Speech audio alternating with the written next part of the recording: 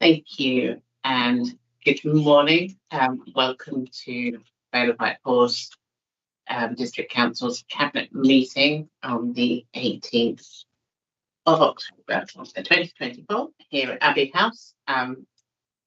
Welcome everyone, and we have quite a full house here with quite an audience, so welcome to everybody who's joining us online and in person. I have no chair's announcement. Were you aware of anything else? No. So we go on to item number 2, apologies for absence. Oh, I see Neil's just arrived. All right, okay. We've had no apologies, and I think we might be still expecting receivables online. Yes, you did. No, I think you might only be available. So do you need to do a roll call? I can just go around the room if you like and just mention we've got in person, we've got Councillor Helen Pighill, Councillor Andy Forsham, Councillor Andy Crawford, we've got Councillor Neil Fawcett and Councillor Diana Lagova. And online we have Councillor Mark Coleman, Councillor Sue Moore, and I think that's who we have at the moment. Thank you. And I am Councillor Bethany Thomas, leader of the council and chair of this meeting. Thank you very much. Item number 3, minutes of the last meeting. Is it this one? This is the yes. So has everybody had a chance to look at the minutes of the meeting? Yeah.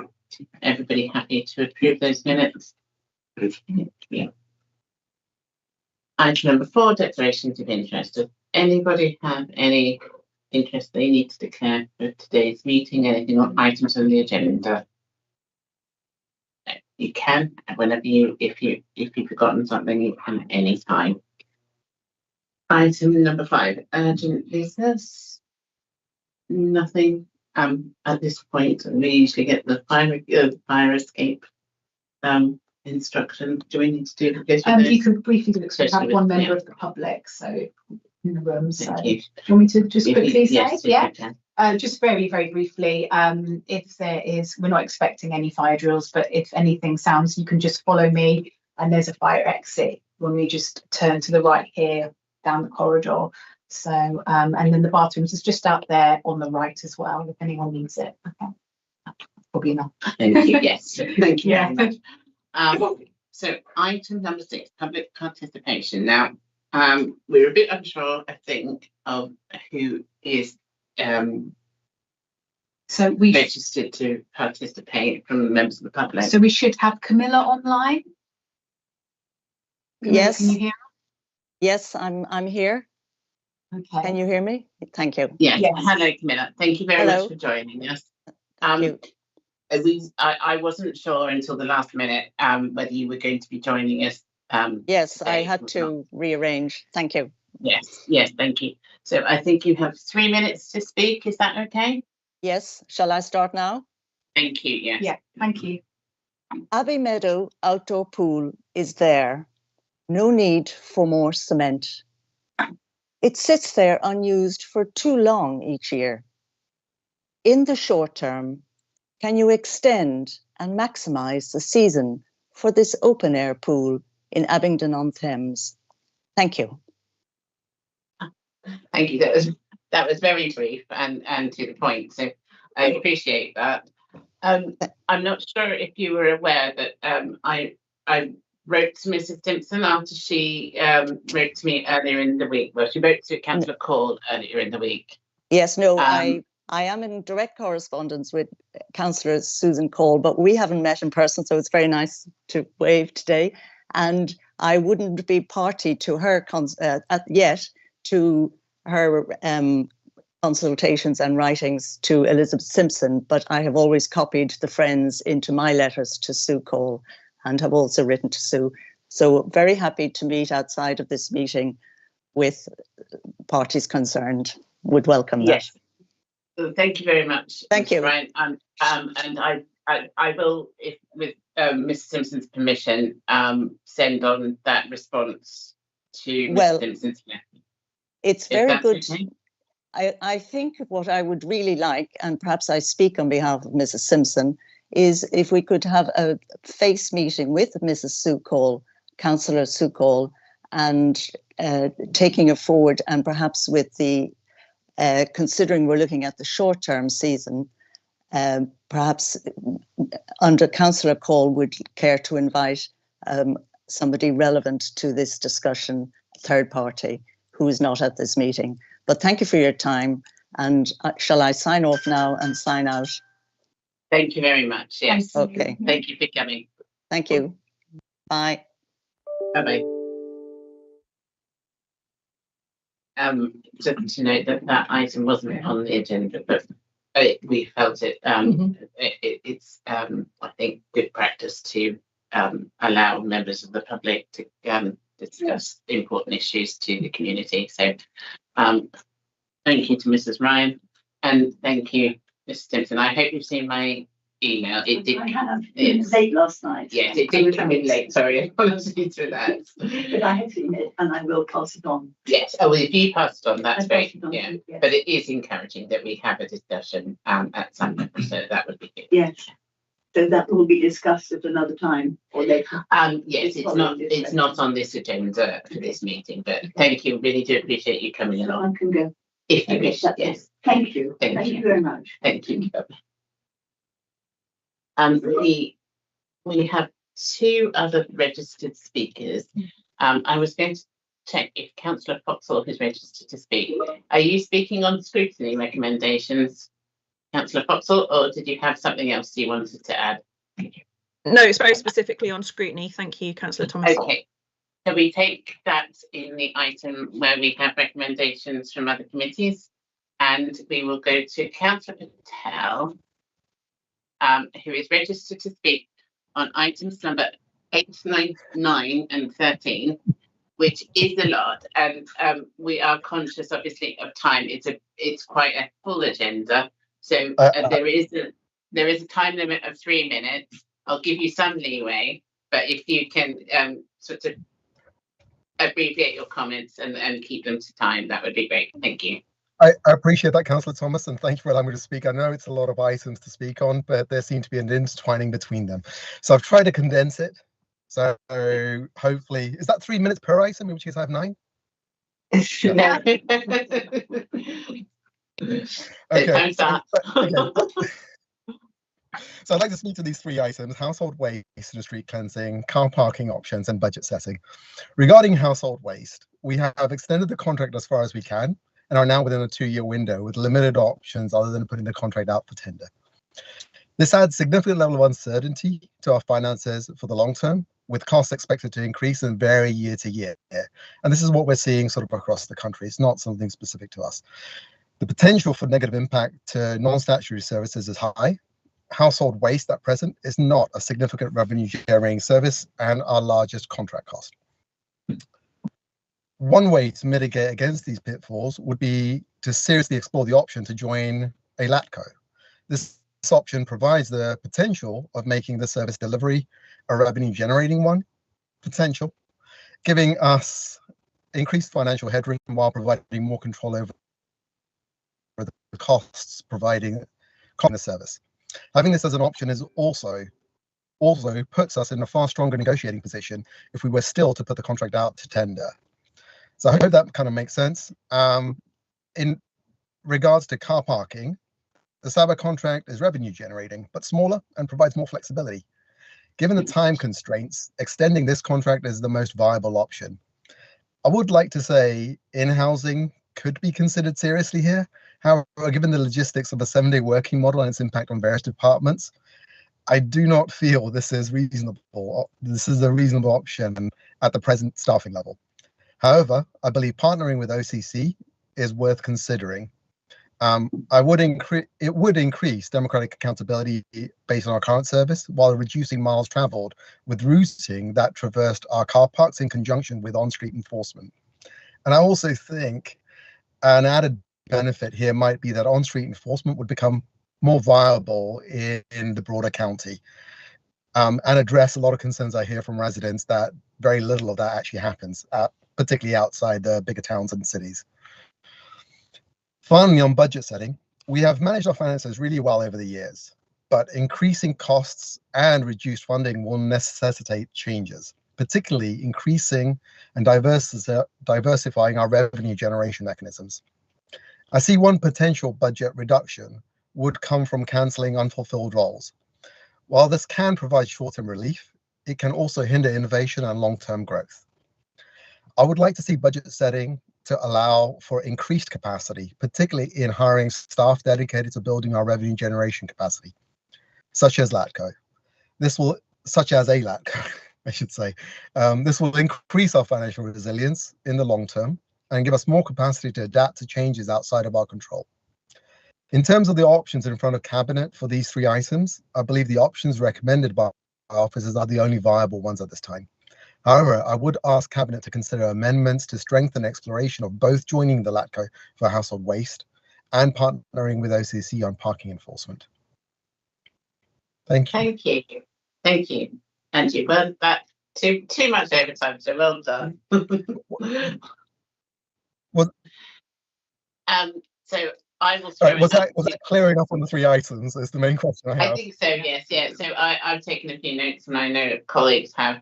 I was wondering if anybody had any questions or comments on Councillor Patel's comments to us.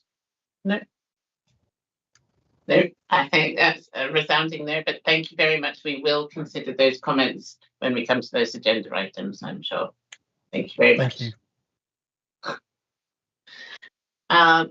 So we will go on at the end of item number 6, public participation, but we have Councillor Boxall here, but item number 7, recommendations and updates from other committees, specifically, I'm assuming scrutiny here.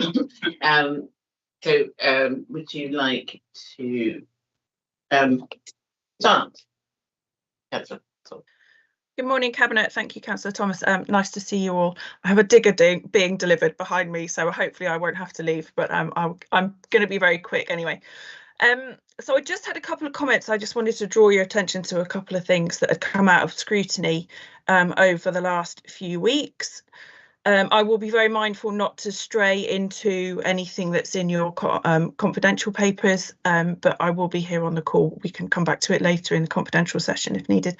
But so joint scrutiny on the 30th of September, we just had a long discussion about future delivery of household waste, and I think that was the longest discussion, and indeed three committee members did abstain from the recommendation in the end.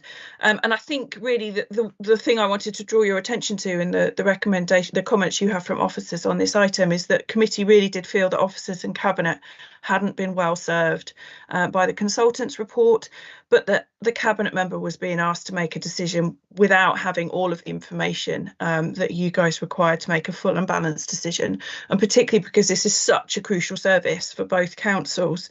That's why you've got the comments in there that we really do think it's absolutely critical that other options need to be kept open and more fully explored before being rejected out of hand, just because this is absolutely, delivering the waste service is so critical to our councils. So that's the kind of point I wanted to draw your attention to there. And then on Vale scrutiny, which we had on the 2nd of October, I just want to mention the concern that we had about in the budget outturn report about paragraph 20, which was the variance related to service charges at Abbey House. Again, we had a long discussion with the Cabinet member and head of finance about this, and it hasn't quite made it into your updated comments from officers. So I just wanted to say that I have followed up this morning, which I appreciate the Cabinet member probably hasn't seen, but I have followed up this morning with also the Chair of Audit and Governance, Cabinet member, and with our head of finance, so that we can just look in a little bit more depth at what happened with that variance with our tenants at Abbey House, and just to make sure that it's neither a symptom of a larger problem or likely to reoccur. So yeah, we've had some good discussions over the last month, and I appreciate the Cabinet members' commitment and time that it takes, and energy it takes to respond to a proper grilling from us. So thank you. Thank you, Councillor Boxall.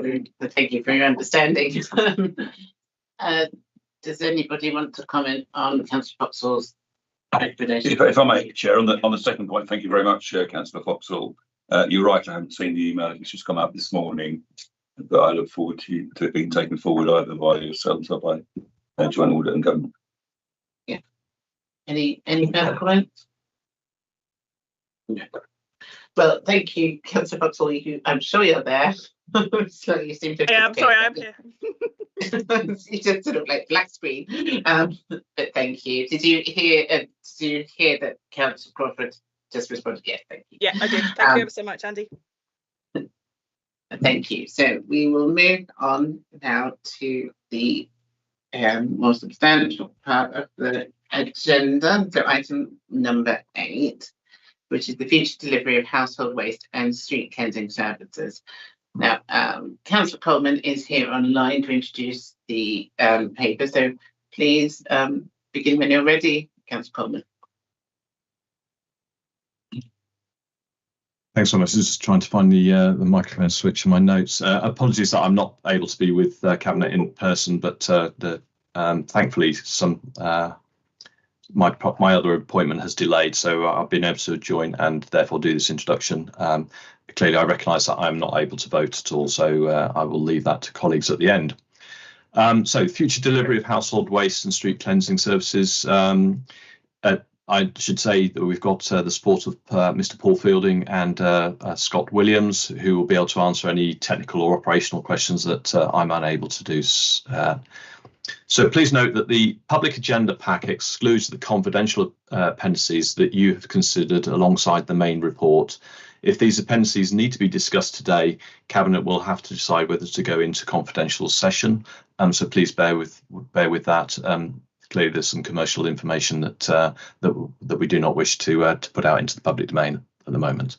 So both South Oxfordshire and Vale of Whitehorse district councils have a great record when it comes to recycling performance, and our waste service is considered good by residents. This, along with street cleansing, is currently provided through a long-standing contract with Biffa. However, the current contract is due to end in June of 2026, and so it's important that both councils review the options for future delivery beyond June 2026. Whatever option is chosen, the process needs enough time for us to secure the necessary provision to guarantee continuity of service. You will be aware that the waste collection is one of the statutory requirements placed on the Vale and indeed all local authorities. Officers have completed a review of the potentially available service provision options and evaluated each option to arrive at an agreed recommendation, which is that we should procure a new contract, albeit of a different type to that previously secured, i.e. the one with Biffa. Not only would we be providing vehicles and access to a vehicle depot, we want to have an arrangement that is flexible and has continual improvement built into it. We also need the customer to simply see and communicate with a service rather than any false distinctions between a contractor and the council. Finally, and as indicated within the forthcoming waste resources and street cleansing strategy, we need a renewed focus on street cleansing to ensure it is a service that meets the realistic needs of the residents and communities, and so the specifications will also be improved prior to procurement. As you have just heard from Councillor Foxall, the Joint Scrutiny Committee reviewed this report ahead of it being presented to Cabinet today and agreed the recommendation to progress with option 1. I should say sometimes it does feel like a grilling, but it is a worthwhile exercise, and I value the support that Scrutiny provide to Council. So option 1 is the one to procure a new contract. Officers will ensure, as requested by Joint Scrutiny, that contingency plans are maintained in the event of a failed procurement so that we can continue to meet our statutory requirement to collect waste. Waste collection and street cleansing are some of the most high-profile services we as councils provide to our residents and for visitors to the district. It is therefore important that we make the necessary arrangements to secure a service provider before the end of the current contract, to maintain and build on the good levels of service we offer. In addition to maintaining the current waste collection service levels and improving street cleansing, where we recognise there are current weaknesses, the new provider will also support us in delivering against our recently approved waste resource and street cleansing strategy and the steps we want to take as a council towards an improved future. I commend this report to Cabinet colleagues and ask that you agree to progress option 1 to procure a new contract with a private sector provider or multiple providers, and bearing in mind that could be a LATCO if they wish to be part of that contract bidding. Thank you. Apologies. And thank you, Councillor Coleman. Very much appreciate you introducing the report, and I will throw it open to comment and questions from Cabinet.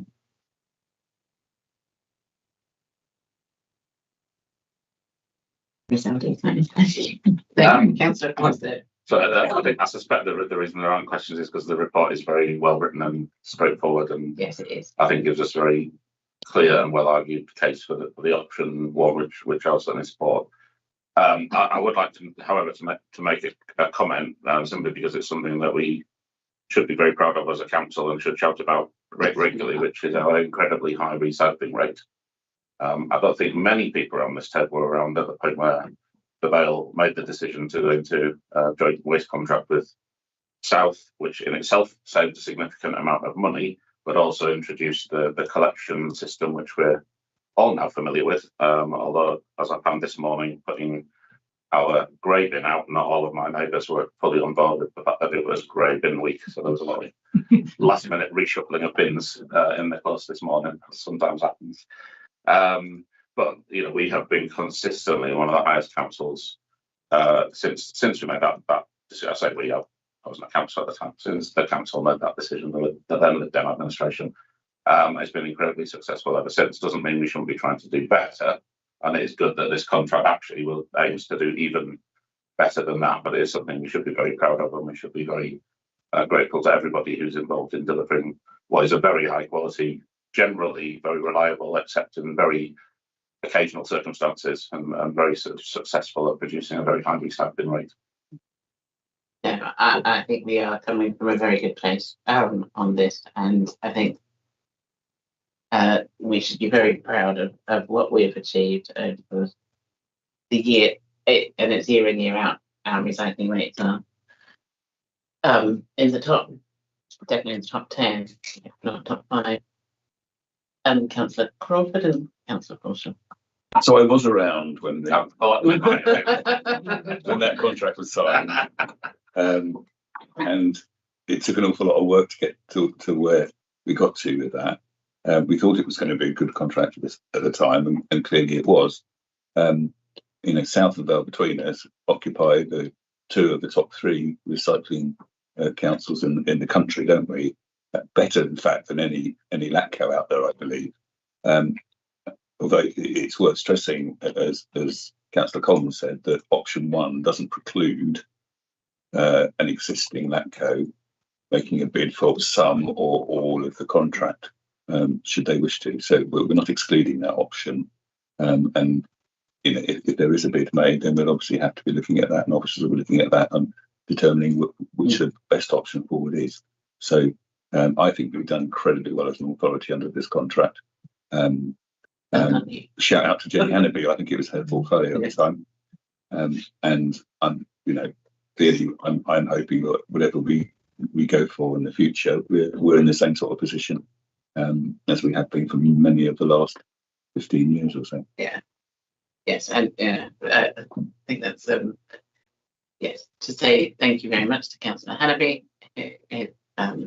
Still serving as a councillor, and yeah, was as far as I understand as well, definitely the portfolio holder at the time. So yes, I think she has a lot to for us to credit her with. Yeah, and that contract has set us up. I think it set us up in a good position for the future going forward with what we know of government recommendations for how we're going to handle our waste. And yeah, I think that bearing in mind Councillor Patel's comments early, it's not as if we're narrowing or tying ourselves in knots about this. I'll pass you over to Councillor Paulson. Thank you, Chair. I want to take this opportunity to thank officers for a phenomenally clear and easy to follow report, and also to express our thanks to officers and to BIFA for a very, very good service.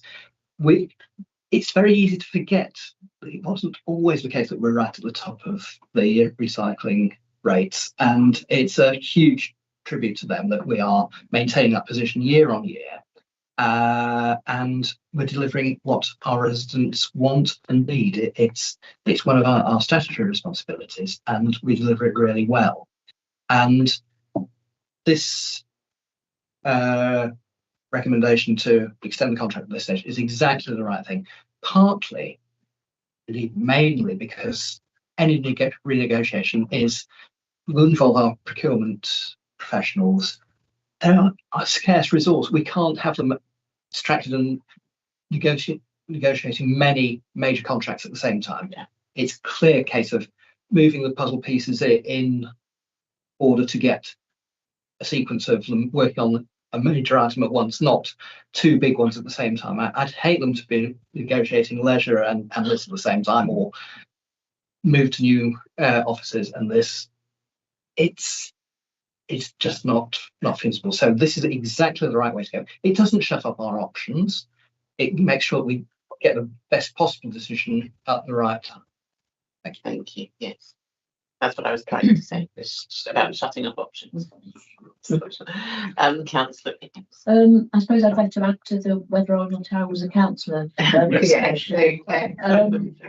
I was trying to get elected as a councillor just as the new bins appeared in people's front gardens, so that was interesting.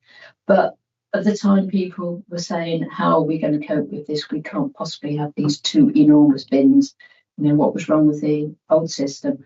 But I mean, you know, clearly it's worked, and I think probably one of the problems for us and for our officers is we've set ourselves very high standards. Mm-hmm. You know, we've been ahead of a lot of councils in what we've been doing with waste and recycling, and I think we want to stay ahead. Yeah. You know, whether it's on the amount with recycling, and I think as Councillor Coleman has seen in the past, we want to be reducing waste in general, not just saying we're recycling more. You know, let's get everything down in levels. So Yes, indeed, Councillor Coleman says we would actually like to see a reduction in our recycling rates, but concurrently we would like to see a reduction in our residuals, and we more focus on the reusing and removing the waste and from the cycle in the first place. Is that correct, Councillor Coleman? Have I got that? 100% correct. The waste hierarchy, which I will commend people to read those who haven't had a chance to read the waste and street cleansing strategy, which has just been published. So yeah, actually, what we want to do is take the particularly plastic items out of circulation to start off with. I don't produce them, but those that are there, then reuse them, and then eventually, you know, reduce, recycle, and then where we have to, then we'll dispose of. Yeah. And whilst I've got the mic,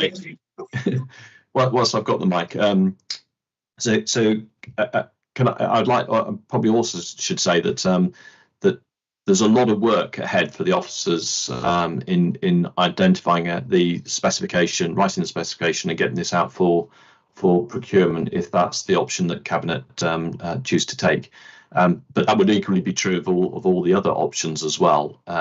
So this is really probably not quite the start, but we've the end of the start and then the beginning of the end. There's a huge amount of work to be done. And so, if I could take the opportunity of thanking the officers for what they've done so far, I do agree with Councillor Foxhall about the consultants' report. I don't think it helped us, but I do recognise that the officers have made the most that they can from this, and really our decision should be based now really on the ability to meet the operational requirement, i.e. statutory requirement, and also minimising the level of risk that we would hold in terms of that delivery. So those are the key focuses that we should be considering.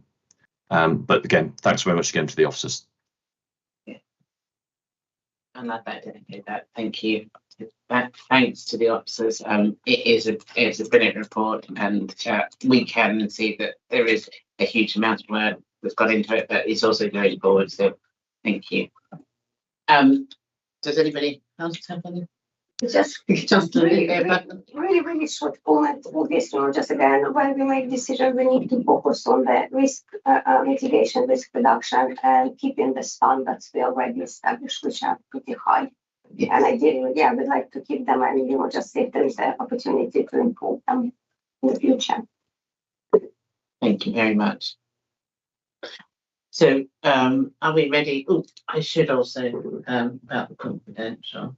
This I don't think you need to. No. I don't think anybody's. No, space. No, I was just going to ask just to no, excellent, thank you. It might have been just ask. I'm sure they would be noisy if they needed to. So we no need to go into confidential session to discuss those items. So I would like to take us to our recommendations. Now, Councillor Coleman is not able to voice the recommendations as is. So I will. So I just read them out. Yeah, absolutely. Yeah. Okay. So recommendation: the report asks that Cabinet A reviews the options available for the future household waste and street cleansing service provision from June 2026, as set out in this report. And B, subject to this review, agrees to progress option 1 and delegate to the head of housing and environment in consultation with the responsible cabinet member to undertake a joint procurement exercise between South Oxfordshire District Council and Vale of White Horse District Council to let a new joint contract for household waste collection and street cleansing services from the 29th of June 2026. Is that cool? Yep.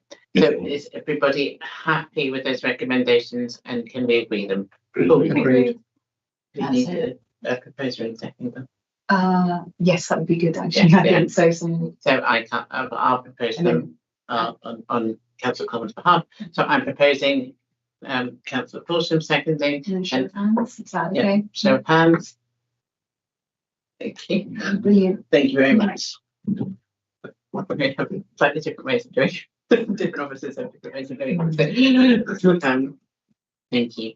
So we will go on to item number 9, Councillor Crawford. I believe that's you. And it is budget team setting. Right. I'm having an IT issue, so budget team setting, item number 9. Thank you. Yeah. So this is the first time the Cabinet's considering a report at this early stage of the budget setting process for the, in this case, the year 25-26. Obviously intend to bring forward a further update report to Cabinet just before Christmas, ahead of the final budget setting report, which will be considered by scrutiny and Cabinet before then being voted on by Council in February 2025. This report has also been considered by scrutiny, as we've heard, and has also been all member briefings by the Head of Finance. The report provides a background to revenue budget setting activity. It provides an outline of the revenue budget activity already underway and scheduled over the coming months, and an outline of capital budget setting activity. The report shows that revenue budget setting activity takes place against a backdrop of continuing uncertainty over future local government funding. The new government has promised multi-year settlements, though whether they will start with next year's budget remains unclear, of course. It's also unclear what changes, if any, in levels of funding councils can expect to receive through government, though government messaging has consistently implied limited, if any, further funding public services. With other factors impacting on the revenue budget, such as the expectation that interest rates and that the income council earns from its revenue investments will fall, the cost of future service delivery of services currently contracted out, but for which the contracts are due to end, and we know there's lots of those.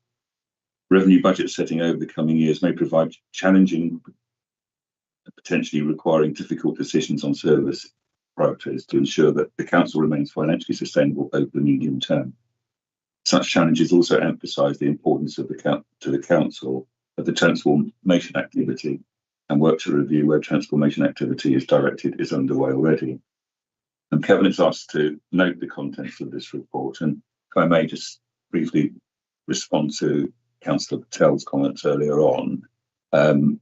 I think it's true to say that nothing is off the table, and if there are opportunities that we see to spend money in order to save money or to generate revenue, those will certainly not be ignored.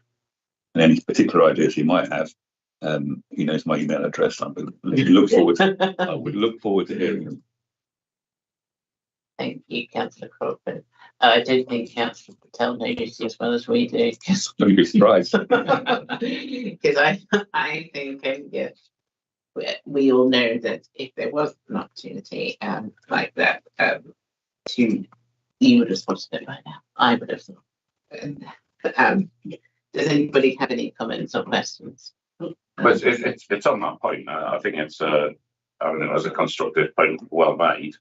But also we should recognise that we do actually have a track record of Yes. doing exactly that. So successes, for example, in bringing in significant amounts of grant funding in the last few years is because of conscious decisions we made to go in that direction. So we should be very clear that that is absolutely what we are always looking to do.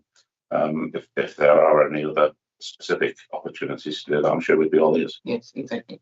And I agree with Cabinet and Council. I think I do have an awful lot of respect for you, Councillor Crawford's expertise and ability to identify things, working with officers and taking opportunities, and that we can discuss and have made decisions on over the last administration and into this one. So thank you, and thank you to officers for guiding us and identifying any opportunities. But we have, as we said, a track record on this. So very grateful. Sorry, can I just add? I don't want to take too much praise here. I mean, we've got a fantastic finance team. Yeah. No. And also it's up to all the individual service managers to manage their budgets responsibly. And certainly over the years, that is what I've seen in this organisation. So to a certain extent, therefore my job as cabinet member is actually much easier than it might be, because I think we've got really professional, dedicated, disciplined officers, and it's their demands and their thoughts and their ideas that bubble up to them. Yeah, so exactly. It's a relatively easy task for me in the circumstances. As far as the structure that we've got, what isn't easy is the level of uncertainty,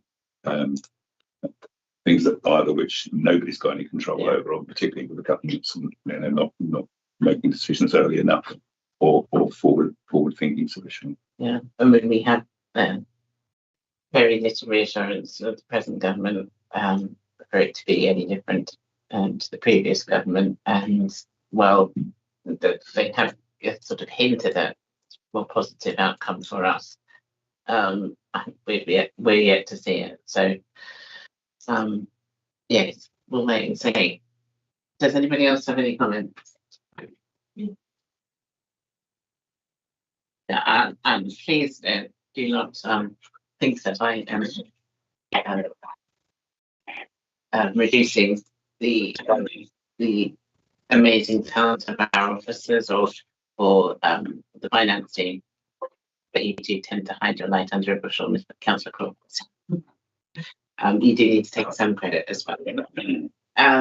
So thank you. So are we happy to note? We don't need to have a. Everyone's in agreement. Everybody, are we happy to note? Yeah, that? Thank you very much. Great. So on to item number 10, which is the Q1 budget monitoring report. Again, presented by Councillor Crawford. Thank you. It'll be a few weeks today, I'm sorry. So this report reviews the council's revenue and capital expenditure performance against the budget during this financial year to the end of the first 3 months, which is the end of June. Cabinet will recall that the budget for 24-25 was agreed by council on the 21st of February this year. The net revenue budget, as outlined in paragraph 4 of the report, was set at 22.3 million. This has increased to 23.2 million, the increase reflecting carry forward of unspent one project budgets from the previous year. In terms of revenue, as explained in paragraph 5, table 1, the forecast is for service expenditure to come in on budget, and investment income is expected to exceed budget by 1.3 million. At this early stage of the financial year, no likely budget carry forwards have been identified. And I guess it's worth stressing, of course, that investment income is above budget because interest rates are so much higher than expected. On capital, the budgeted approved programme at the end of June was, as shown in paragraph 16, 26.2 million, against which 3.3 million had been spent. The capital budgets have not been reviewed for this report. Full review of the current capital programme is underway, and the outcome of this will be reflected in future budget monitoring reports, which I'll bring to this committee. I recommend that the Cabinet notes this report. Thank you, Councillor Salford. Does anybody have any comments?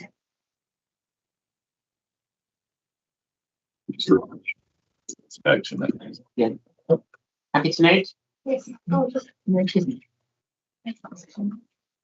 Thank you.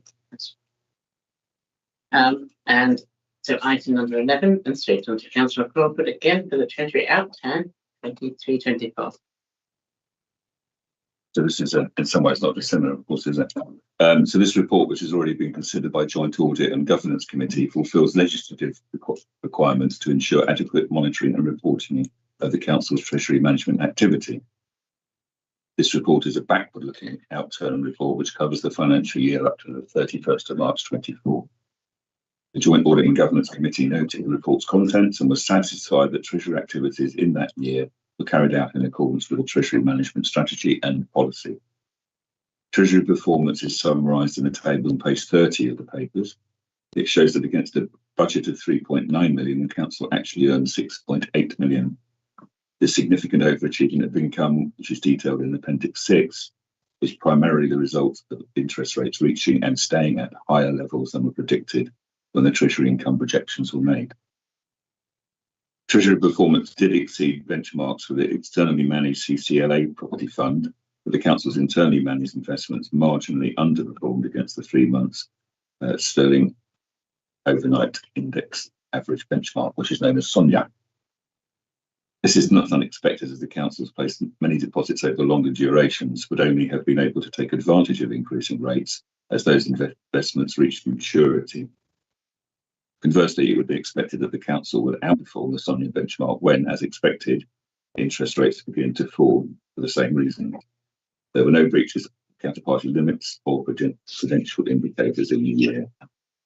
And if I may just explain, clearly we're expecting interest rates to perhaps fall possibly twice this calendar year, but where we're tied into longer term deposits at higher rates than we could get next month, for example, then we'll be expected to overachieve. So it's swings and roundabouts over.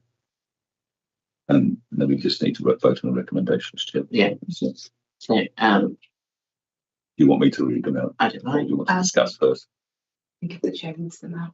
Okay, so questions. Yeah. So the recommendations that Cabinet A notes the Treasury Management Outturn Report for 23-24. B is satisfied that the Treasury activities are carried out in accordance with the Treasury Management Strategy and Policy, and recommends Council to C approve the Treasury Management Outturn Report 2023-24 and approve the actual 2023-24 prudential indicators within the report. So we're noting the first two and recommending to Council the second two recommendations. Does anybody have any questions or comments? And then thanks to the finance team for their management of this and writing the report. Does anybody? No. So are we happy to note the first two recommendations? Yeah, we're looking to note. Yeah, note the first two recommendations. And vote on the second. Yes, and recommend the second two. So we're recommending them to Council. You need a proposal. Yeah, propose. Seconder. Seconder. Show of hands. Thank you. Thank you very much. Thank you. So I like the show of hands because It's a bit more visual. Yeah, online you can see it and the hands on. So item number 12, corporate plan annual performance report, and that is being introduced by Councillor Paulson. Thank you. Thank you, Chair. Delighted to bring the annual corporate performance reports to Cabinet this morning. I don't think it will come as any surprise because we have, of course, seen our 4 quarterly corporate plan reports, and a lot, it's about everything that we see reported in this has been previewed in those reports. I'm afraid we don't get the lovely page of infographics that I know we all dive to first, because it's a very good visual summary of our key achievements. However, there are more full explanations under each corporate plan heading, and there are some graphics there to explain our progress. We have reported in this through red, amber, green reporting all the way through, so we can see under the more detailed headings where we're at. I'm sure we're all relieved to see there is nothing red there. We are coming to the end of our corporate plan period, so we'd expect everything to be green. It is almost entirely green. A few yellow things where things are actually coming through slightly slower or have changed because of changes through the corporate plan period, but where that is the case, there are full explanations. I do want to take this opportunity to pay tribute to the officer team who've presented this report.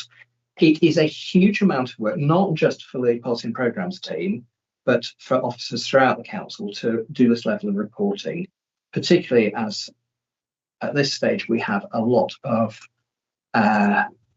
discursive reporting where stuff comes out as a written comment on progress under our different headings. As we're in the process of bringing forward our new council plan, note the tweak to naming. We're moving away from a corporate plan, which sounds like a very good way of falling asleep at night. We're going to talk about a council plan, which will be more accessible to our residents. The reporting is actually going to move to being more data driven. We have invested in systems that will produce this sort of figures that can show laser-like focus on the areas that are of interest to our residents, rather than stuff that actually means a lot to those of us who are close in on the detail, but less to our residents in our wards. But officers have come up with a very good report. I do commend it, particularly commend the introductions to each of the corporate plan themes. That sets the context and the detail of where we've got to, and then you get the backing details of the individual elements. As I mentioned, as we move to the new corporate plan, the new council plan, with myself up there, we are going to look at much more numerically driven reporting, but also we want to make it more accessible. We're looking forward to changes. They won't be overnight. I've got to say, you're not going to say, new council reports looking entirely different. It will take some time to bring in the new reporting, but I believe it will make it much more of a living document that will actually feed back through, so people can drill through to find further details in areas that they are particularly concerned on, but make the whole thing much more accessible and an easier task for our officers to pull together each quarter. And at the end of the year, I'm happy to take any questions or comments. So, yeah, it's a pleasure to present this today. Thank you, Councillor Coulson, and I agree. I think I'm very grateful to see how much work has been achieved, and it doesn't have the infographics which we all like, but it does have an awful lot of green, as you said, and it's got an awful lot of green right across the board, across all the themes that we've been working on. And it ties together everything that we've just been talking about in sort of the more financial sections, that everybody is working to get to this stage and achieve all of the things that we had set out there in the previous administration. And Yes, I'm very grateful to everybody who has been involved in that. So I'll throw it open to anybody for comments and questions. I can't be the only person to say anything. I didn't mean to force you. I mean, again, thank you, officers, and just who prepared that. Obviously, it took enormous amount of work to do that. And just again, we've seen, just so we see on a regular basis different, just reports, including like all data visualizations, everything else. And in reality, it's really difficult to balance when you have kind of, just again, just data, and when then you want to dig into details, and then you just again to dig into details, you need again detailed reports. So again, it's kind of trying to achieve perfection, which is, I don't know, just if it's achievable or not. But the report is absolutely great. It gives access and just all the details, and just all the projects, just large and small projects, just which were done, which again kind of just great source of information. So thank you everyone who was involved in that. Thank you. Yeah. And as Councillor Fulton said, really excited about looking forward to the new council plan. And the new way of reporting. We do set ourselves high standards and consequently officers high expectations, but the fact that in this we have managed to achieve so much and we have so much green in our RAG ratings, I think that's a really good sign for how we're going to go forward. So, thank you very much. So do we note this? Yes. So we're happy to note this report. Thank you. Noted. That's of course everyone happy. I'm reading through some of that, too much of the detail now. So thank you very much. So now we're moving on to item number 13, which is the car park options appraisal. Now that came in a different document, separate an additional document, and Councillor Coleman is going to introduce it again. Thank you, Councillor Thomas. Thank you to Councillor Thomas. Can you hear me okay? Yes, thank you. Great, thank you very much indeed. So can I just say that we've got Mr. Andrew Busby and Mr. John Backley who are available to answer any of the technical or operational questions or anything that I want to duck. So the car park management from 2025. Whilst this car park management service is not the highest cost in terms of revenue, it is one of the services that places the council very much in the public eye. If we get this wrong, it has the potential to cause significant issues across the Vale and bring the council into serious disrepute. The car park management contract was originally part of the 5 councils contract set up in 2016 and was managed by Vinci and subcontracted to Indigo. In 2018, the contract was novated to the councils and Indigo was then taken over by Sabah Park Services UK Limited. This report provides recommendations to Cabinet for the delivery of car park management services from October of 2025.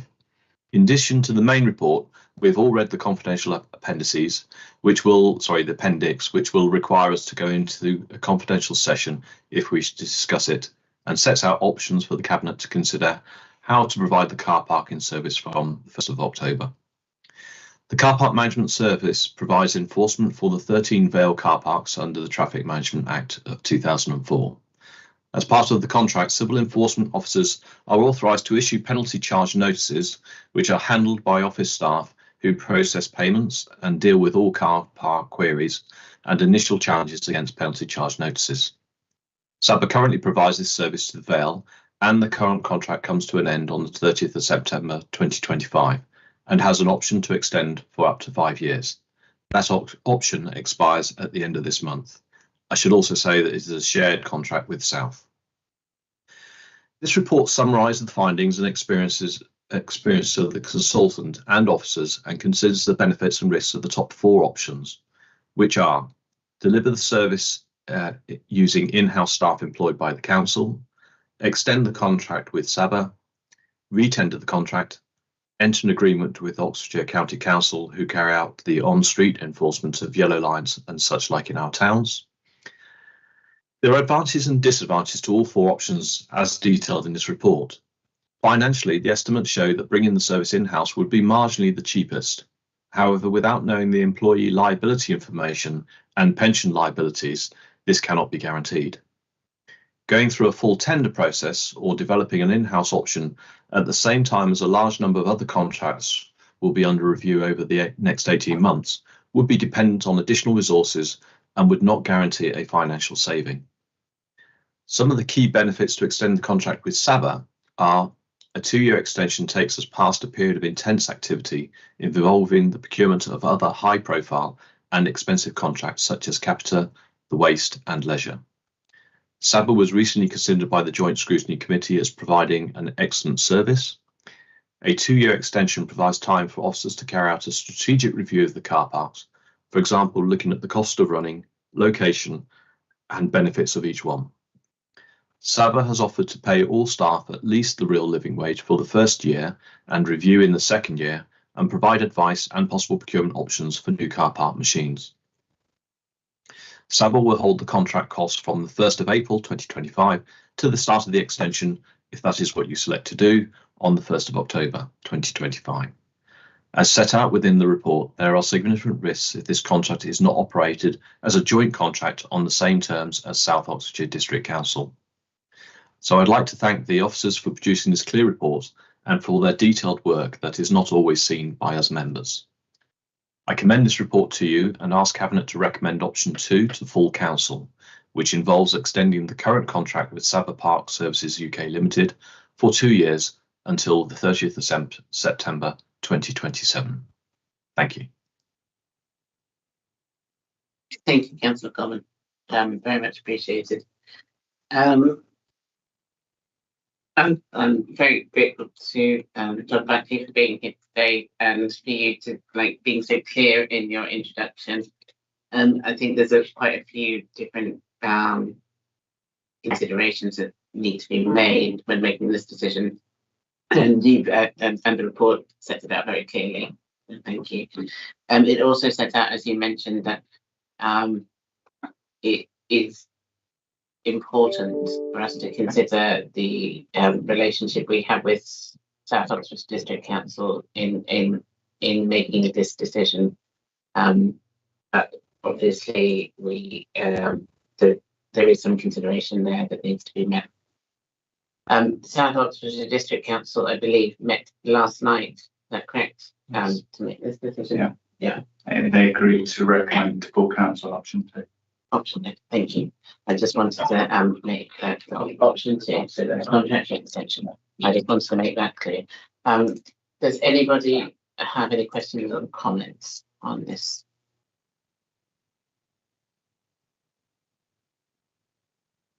I'm wondering whether we should add another part to the recommendation. I'll produce a form of words which I'll read out so that when we discuss it, if you want to discuss it, I've got the full. Okay. I can send this to you, Candida, electronically rather than having to take it down word for word. Excuse me. I think this is a recommendation that Councillor Coleman would have probably made had he been allowed to have been in the room. So to add D, during the period of the 2-year extension, assuming that it is agreed by SABA, officers are requested to undertake all work necessary to facilitate the insourcing of the service in September 2027, should Council confirm that it is its preferred option during the 27-28 budget approval process. Are we happy with that? Is that clear? Yeah, I mean, what Councillor Corker has read out is very clear. I just wonder whether that counts as what South Oxfordshire proposed. I'm looking for advice from if Nick is online. For the speakers debut. Hello, Nick. Hello. Yeah. Sorry, carry on. I heard that the what seems to be a motion to amend the main what's before us already. Is it just a request to consider bringing it back in house, or to ensure that the future report includes details of an in-house option? So read it out again for clarity. Yeah, I was trying to listen, but it's hard to write down when you're in the middle of it. I don't know if you or yeah, go on. Yeah, please do. During the period of the 2-year extension, assuming that it is agreed by SAPA, officers are requested to undertake all work necessary to facilitate the insourcing of the service in September 27. Should council confirm that it is its preferred option during the 27-28 budget approval process. Okay. My immediate concern with that is that it sounds like more than a minor change to the original the recommendation that was before you. So it's a major change, because what you effectively are doing are ensuring that the next report, the first priority is bringing it in house. I just want to be absolutely clear what it is you want this to deliver. Is it that extra or that option is carried forward to the exclusion of other options, or is it that is one of the options that should be considered by officers in presenting the future report? Certainly not to the exclusion of other options. That's not what it says, and that's not what it's intended at all. Maybe Councillor Coleman would want to add to that. Yeah, thanks very much. Yeah, but basically, what there's been a lot of discussion, and I'm thinking about some of the discussions that I've had with my South colleague, and this is that you know, ideally we would, I think they would like to have taken this in house at the current now, but we're not in the position, and hence their vote yesterday. But what we want to ensure is that as an option is seriously considered at the end of this 2-year extension. So it isn't to exclude anything else. All the other options need to be looked at. But I think this is a way, and I almost feel bad in having asked this, because it almost puts a reflect as if I don't believe the officers would do the proper job, because they should be doing this. And I think it's just a way of trying to identify, you know, that we have considered all the options and we do not discount in-house for the future, and we would like it to be seriously considered in the future, but not to the exclusion of any other options. Absolutely not. All right. Thank you. That's really helpful from both of you. I really appreciate that. Look, complex additional motions like this on your feet are always a little challenging. So maybe we can have another conversation about how we talk about these things maybe the day before. Normally might be helpful. I'm also, as you know, this is day 4 for me, so I won't pretend to be completely familiar with the local motions procedure that you've put in place.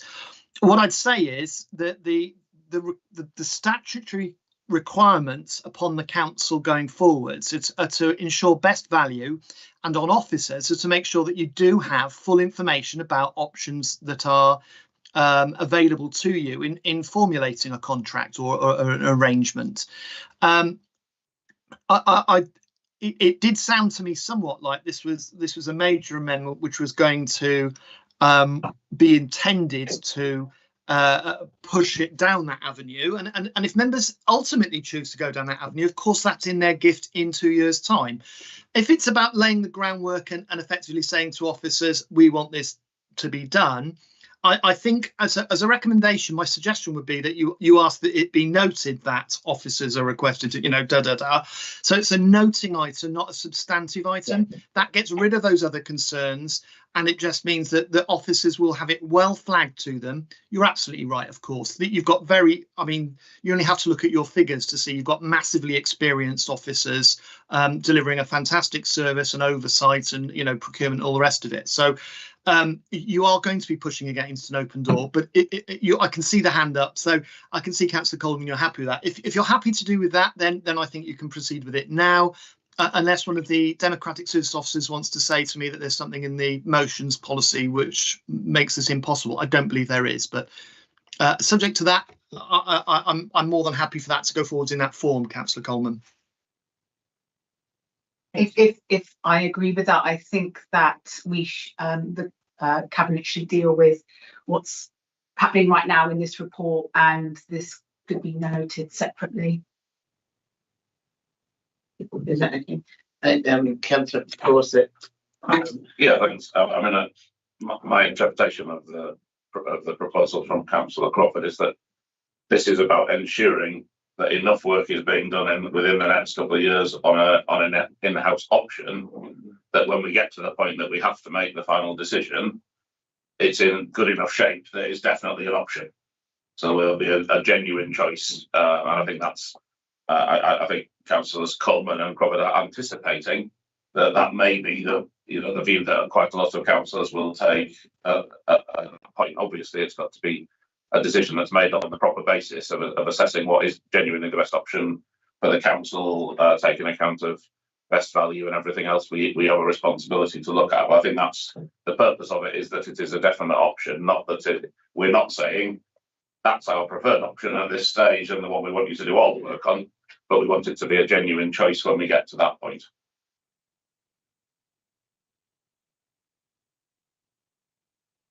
And the precise wording, I'm quite relaxed about, I assume, as long as it gets the point across. Equally so, it needs to get the point. Yeah, I think, and for me as well, it given sort of as Councillor Coleman suggested, there was, I think, more of a desire in South Oxfordshire to go in-house straight away, and we were not of that opinion, and for all the reasons that officers explained to us, and that is why our preferred option is to extend. And I'm grateful that South has made reconsidered sort of the arguments for the options and recommendations, the options before them, and has gone with that. And for me as well, it's sort of to show some sense of agreement that and just acknowledgement that South has changed its mind, that we would like to consider that at some point, and to reassure South that it's not completely off the table from the Vale point of view. I mean, to me, that's part of the reason that is there, but colleagues might not agree with me. And also for ourselves. Oh yeah, obviously for ourselves, but yeah, in terms of, I think South did have to have a sort of a quite a they had to do a bit of a 360 over the last couple of weeks, and I think I am grateful that they did sort of reconsider, and that shows sort of it's a just an acknowledgement that we are seriously considering the option of going in-house, but just not yet. So would it be appropriate if Nick and others work on wording with Councillor Crawford, which says actually you're requesting officers to do a full review of in-house and other options before the contract ends in 2027? Yeah, something along those lines with Councillor Coleman. Yeah. Is that appropriate? Is that okay? Yeah, I'd be happy to. Chair, I can absolutely endorse that, and I'm very happily behind that, and obviously officers will follow it up, as has been said by more than one person anyway. So that being the case, perhaps if we vote on that separately as an amendment motion first, and you can, and if if the vote goes that way, then that will happen as a noted and be circulated to officers as a direct encouragement, I'll put it that way, and then you can get to substantiatum and hopefully vote on that in one hit. Does that make sense to you and your clerk? Yeah. Yeah. All right. Thank you. I'll disappear from your screen then. Thank you. John. Yeah, am I okay to chip in? Of course you can. So in the report, I mentioned that one of the reasons that we weren't able to give more detailed assessment of the in-house bid was because we weren't able to get all of the employee liability information from the contractor. Mm-hmm. In the contract as it stands at the moment, we would be able to get that information if formally we gave notice that we were terminating the contract. So if it is the Cabinet's intention in 3 years' time, 2 years from the extension, to terminate the contract, we could agree that, potentially that we could agree that, which would therefore contractually oblige SABA to provide me with the ELI data to be able to give a much more comprehensive in-house bid. But I don't know how that sits democratically to agree that at the end of this extension, the options would be to bring in-house, to go out to tender, to look at partnerships, but not to extend with SABA. In 2 years' time, 3 years' time, the option would be to terminate the contract. Yeah. And I don't know how that sits now with South Oxfordshire as well, because this discussion is out. Nick. Yeah, look, I think what the office is showing is that the political and governance issues of this have to be treated separately to the contractual ones. And at the moment, the main decisions before you are the ones before you, and you need to look at that. As far as those, it's almost a flow chart of options here that builds out depending on what happens and what the data brings forwards for you. So I think what I have to encourage you to do, Chair, is to make, if that item from Councillor Coleman, which seems to have broad acceptance, is voted on and just noted that officers are given a direction to look at those options. We're not predetermining what they'll be. We're not predetermining what will come out of it. We're not binding anybody's hands as to what will happen precisely in that complex contractual relationship, which I don't fully understand yet, and I know others around your table do understand a lot better than I do. Then that's fine, and we can finish that and then have the more detailed discussions about those options, and as I call it, a flow chart of potential routes afterwards over the next 2 years, promptly to inform those 2 years' work. But the main thing is, the business of this meeting is to make a decision on the data about what's in front of you today and the report that's there. You can and should only make decisions based on evidence, and at the moment, the formal decisions are the ones before you with the report backed by the appendices and so on. And so I'm not saying this is important. I understand it's politically important. The relationship between the two authorities working together, this is important for that, and you've explained that clearly. But as far as the main business of the meeting is concerned, it has to be secondary to establishing your decisions as a cabinet on the main substantive motions. So I don't want you to spend more time than you must on this direction. For noting rather than the substance of the main report, and I think there's a danger of going down the rabbit hole if you were to push on this one too hard, and there are technical risks of pushing on it too hard, which the officer who spoke a minute ago also alluded to. So I hope that's helpful. Thank you. Yes, it is, and I can see Councillor Coleman's got his hand up. I know Councillor Figgles. Oh, he didn't. Oh, it looked like he did. I'll speak to Councillor Coleman first, and then Councillor Gerber.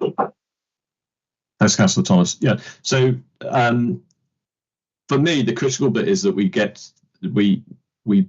that you are in a position where you are able to recommend to full council the recommendation the officers put forward, which is the extension of the contract. And I would not wish any change to the recommendations to put that at any risk. A couple of questions, if I may. First one is, if we choose to extend the contract by 2 years, or we could actually extend it up to 5 years. How many times can we extend the contract, John? So are we actually precluding ourselves from another extension anyway, just by the fact that we've extended it, if we choose to extend this one? Or could we extend it by another 3 years in 2 years' time? Good question. I'd have to take legal. Yeah. I'd have to take advice. Yeah. Okay. I mean, So what I understand what you were saying, John. To make this an absolute certainty that we get that information, then we would say we will terminate contract in 2 years' time. I would not wish to put the council in that position because we don't know what the circumstances will be in 2 years' time. We may actually wish to, if we're in a position to be able to, we may actually wish to extend the contract again. It could be the best option. That would be my view in terms of providing value for money to the public. So I guess I was all by putting that motion in. Really, I did feel a bit guilty because it's kind of almost suggesting the officers were not going to do due diligence, which I absolutely do not believe to be the case. So remove that as a recommendation. I think I would be content with it was just minuted that that Cabinet would wish officers to pursue all options and particularly look at what is required to consider an in-house option, but not to the exclusion of any other options. If Nick would be content with that, I think that just minutes it. It's not a binding commitment, but it does get over the sentiment of what I was trying to achieve. Chair, I think that's an absolutely pragmatic outcome, and will give you all that you and Councillor Coleman appear to be wanting. So, and without putting at risk the possibility of a second extension if it was needed. So I think that's absolutely spot on, and I wholeheartedly thank Councillor Coleman for his pragmatism and approach on this. thank you. If I made it, in which case I probably need to withdraw my proposal for the amendment, technically. Yes, technically, Yes. Probably you will. And And you are. discussion will be in the minutes. Yeah. Obviously. Thank you. Yeah. Yes. Councillor Gabriel. I have actually a question to John. So again, kind of, just as was written in the report, we had some known unknowns, just again, which didn't allow to fully evaluate the in-house resourcing options. But I'm just wondering, and you said, just under which circumstances we could get access to that data. But I'm just wondering, again, it's a little bit kind of tricky, but I'm just, if contract terminated with Saba, will still they will be able to, go into a tender, just like option 3. Kind of, just again, in terms of like legal framework and, what's the options for the possible, because again, kind of, it would be great to have access to data, obviously, just the way to get that access looks quite specific. So how we're going to navigate, just that in the future, after the contract extension. Okay, so if I understood correctly, it's about getting the employee liability information over the next couple of years. Yeah. At the moment in the contract, it says that we would have to give notice that we terminate the contract, and we are due to then carry out a procurement process or bring it in-house. I've just been advised, and that Nick might want to confirm that this might be referring to Commercial conversation. I think if we are going to start talking about the existing contract with Saba and any future ones, we probably would need to move to closed session. But Councillor Crawford has withdrawn his proposal, and I think officers have heard very clearly that councillors want us to keep exploring future options for whatever happens and whatever you agree and whatever full council agrees. Is that a good summary of what? I'm not misrepresenting anybody's views there. But I think if we start talking about the existing contract, we probably would need to go, and Nick's nodding his head, which is very pleasing. Yeah, thank you. I was about to come in anyway, but no, you absolutely said exactly what I was going to say. So thank you. And you may as well stay online, Nick. Now, do we have any other questions or comments? So I believe Mark here has come up with a form.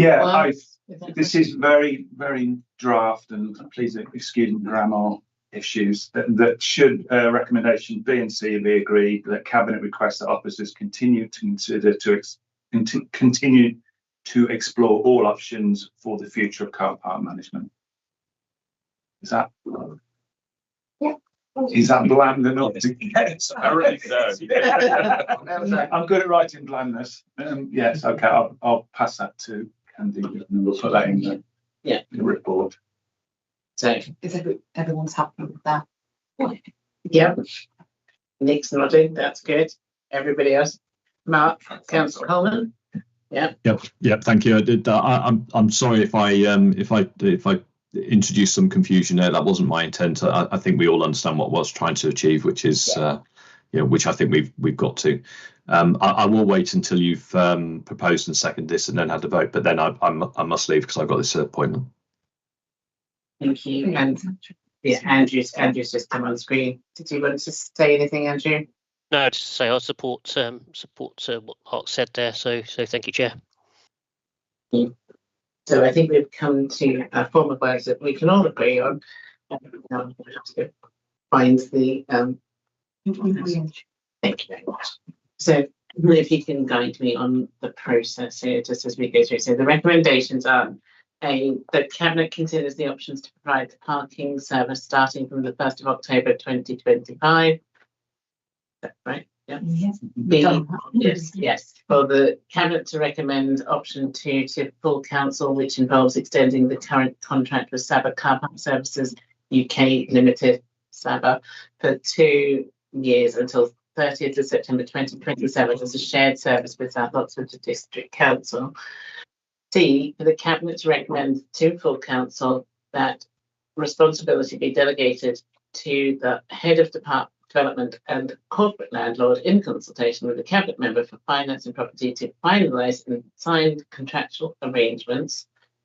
And now D, because we'll be having adding the D, which I shall read out, which is that should recommendations B and C be agreed, that Cabinet requests that officers continue to explore all options for the future of car park management. In fact, with everybody, yeah. So, do we need a proposal for all of those? So, I'll propose, and Councillor Crawford seconds. That's perfect. Thank you. And then a show of hands. Show of hands, please. Accepting of those A, B, C, D. Thank you very much. Thank you. That was probably more complicated than we were expecting, but thank you very much. Thank you, Nick, for your debut at Vale Cabinet. Very much appreciated your input, and we do appreciate it. Thank you to John and Mark and Candy. We got there in the end, and I do appreciate it. Thank you very much. Thank you. Can I pass my apologies? I need to leave now. Yes, thank you. Well, I think we're at the end of the agenda. So it's confidential sessions. Yes. So that was the end of the agenda. So I would like to formally end the meeting, and thank you everybody for coming along today. It's been really nice to have so many people in the room, and thank you to Nick. I'm sure we'll be seeing you quite a lot in our cabinet meetings in the future. So welcome to the council. Thank you. Bertie, could you confirm close stream, please?